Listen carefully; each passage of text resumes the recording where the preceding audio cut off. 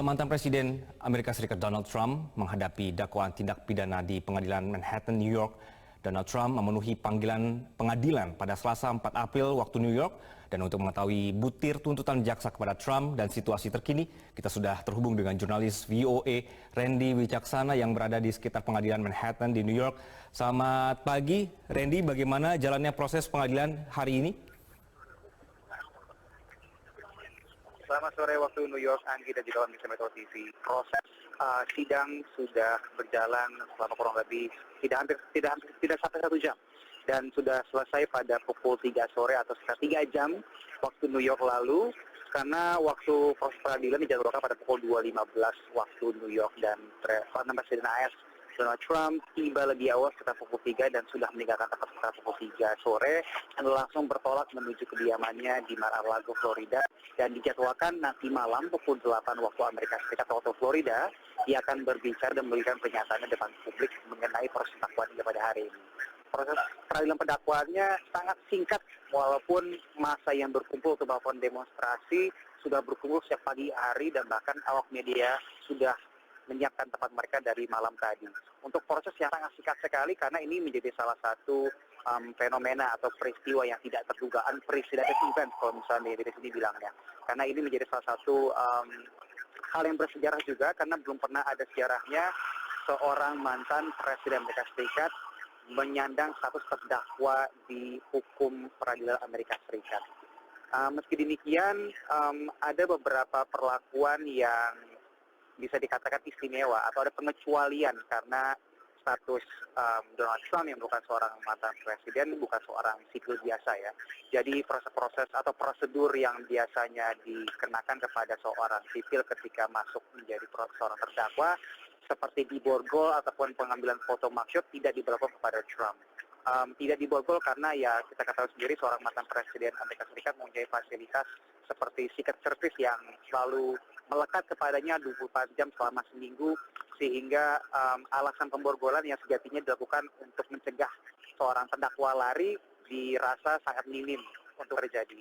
Dan lebih lanjut juga tidak ada pengambilan foto mugshot yang dilakukan kepada Donald Trump pada proses peradilan hari ini, karena pada intinya proses pengambilan foto mugshot yang kita biasa kenali dalam proses peradilan di Amerika Serikat ini itu juga untuk mengidentifikasi wajah terdakwa sehingga ketika ia tidak ditahan misalnya, ia bisa diidentifikasi dengan mudah oleh aparat setempat. Dan lagi-lagi Donald Trump, siapa tidak kenal Donald Trump, di tokoh yang besar dan dia adalah seorang mantan presiden Amerika Serikat.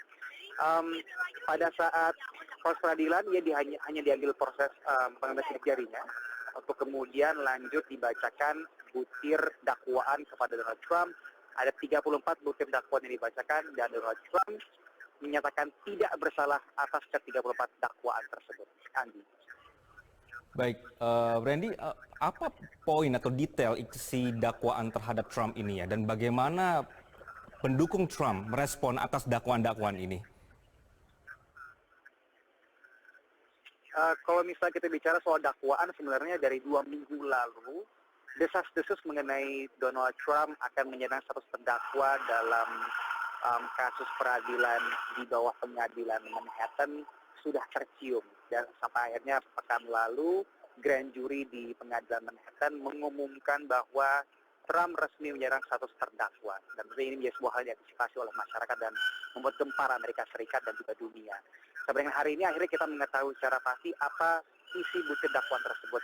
Ada 34 butir dakwaan yang dibacakan oleh pengadilan kepada Trump pada hari ini, dan semuanya pada intinya adalah berkaitan dengan dugaan pemalsuan dokumen bisnis pada tahun 2016 yang masih ada kaitannya dengan pemilu presiden 2016, di mana kita ketahui bersama saat itu Trump maju sebagai salah satu kandidatnya dan memenangi Pilpres 2016 jadi Presiden Amerika Serikat terpilih pada saat itu.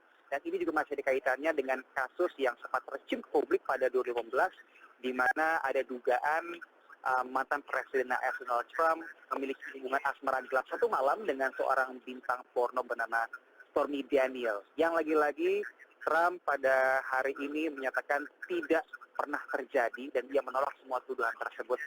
Dan mengenai pertanyaan Anda terkait dengan para pendukung Trump yang hadir di sini, tepat di belakang saya, misalnya Anda bisa lihat ya, itu ada sebuah taman dan ada awak-awak media yang sudah berjaga semenjak pagi hari tadi.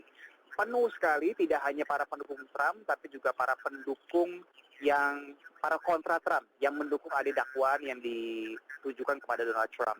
Dan masa sudah bubar, sempat dipisah menjadi dua bagian. Saya sudah kirimkan gambarnya, mungkin bisa diputar juga oleh pihak Metro TV.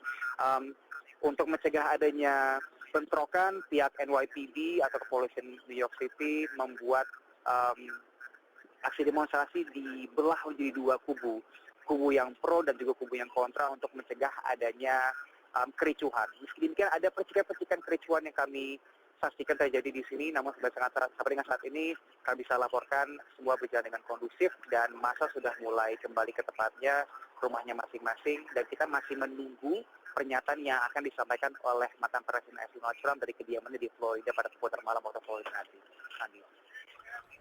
Jurnalis VOA Randy Wicaksana melaporkan dari New York, Amerika Serikat. Terima kasih atas waktu Anda.